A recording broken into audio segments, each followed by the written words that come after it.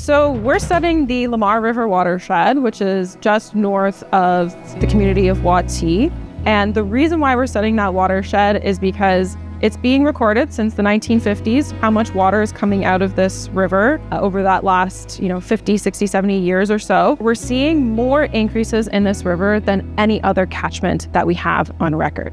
Other catchment that we're comparing this against is the Trout River, which is in the South Decho region, where we're also seeing increases, but not to the same degree. What are the drivers of why we're seeing these different changes from one catchment to the next? They have very similar land cover type, they're similar size, we see a lot of similar permafrost covered. So the question is, what are the main drivers behind the different responses to stream flow that we're seeing across the southern Taiga plains in the Northwest Territories?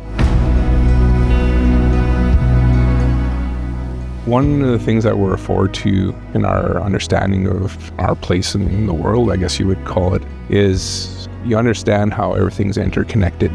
The animals are affected by the land, how the land is affected by the water, how the water is affected by people, and there's like this interconnectivity of how everything touches everything. And you take that in consideration of climate change.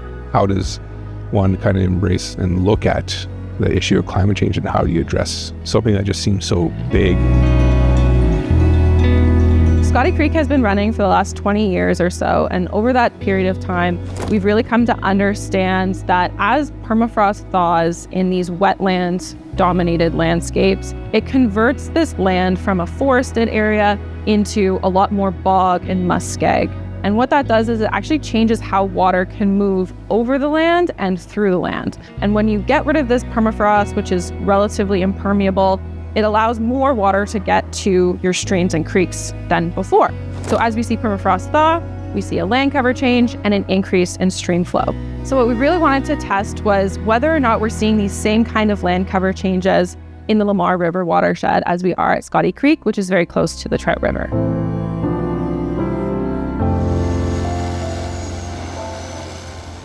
This project is really important for understanding cumulative impacts because monitoring stream flow and the river discharge is the best way of actually seeing the cumulative impact. So when you think about the flow in a river, it actually takes into account all of the hydrologic processes that are happening upstream. So it takes into account changes in precipitation, changes in runoff from the landscape. So if you have changes in permafrost, that's going to be accompanied in that. It takes into account changes in groundwater, what's happening under the Earth's surface. It takes into account changes in lake dynamics. All of these things will impact what water is flowing through the stream, when, and what that kind of shape of the hydrograph or the amount of water flowing through any period of time will look like. And so considering that really helps us to understand how this landscape is changing in response to climate change.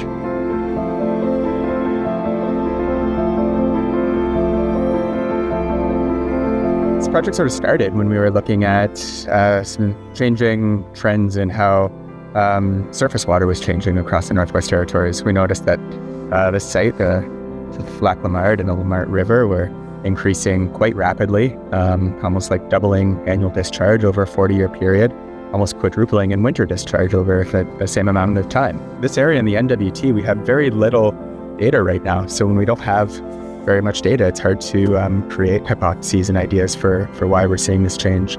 So we're out here, thanks to funding from SIMP, to better understand the changes we're seeing on the landscape and try and get a better handle on this story. We've been working with members from the Clecho government, members of community of Watee on the Lac Lamar side of the project. When we're in the Decho, we've been working with Lidikwe First Nation and environmental monitors who are there and trying to make sure that the research questions that we're answering are really there to serve community needs and interests.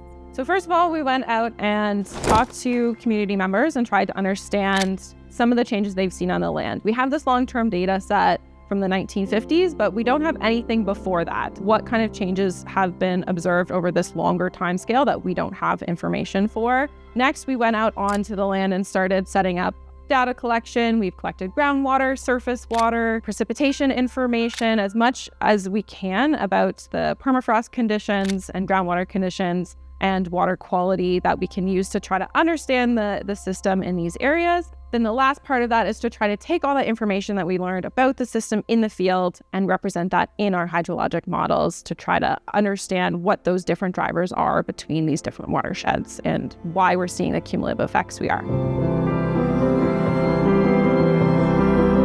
So what a hydrologic model does is it takes all of the lakes, rivers, streams, land that water is running off of, it parameterizes them, gives them different numbers, and then you kind of test out different scenarios by changing those inputs to see how that model might respond to changes in climate, to changes in land cover type, maybe a wildfire comes through. And so that's what we use hydrologic models for, is to kind of understand what's going on in terms of water.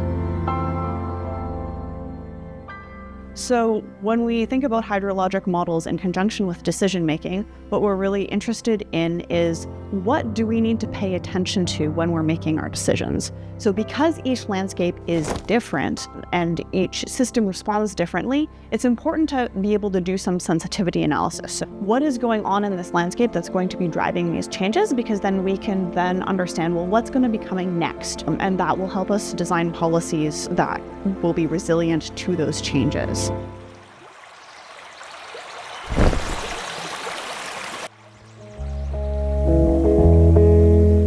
Directing research at the Scotty Creek Research Station to focus on what the needs of the communities are in regards to research. But if we can focus it and complement the work that scientists from across the world depend on Scotty Creek to provide, but also kind of focus it in the direction that benefits the communities and our understanding so we can appreciably participate and work on the land, is such a good thing. So when we have more groundwater contributions to streams, it changes the water chemistry. We see more nutrients, more minerals. That has impacts for water quality and baseline conditions, which is something that First Nations have been really concerned about and interested in building a data set of.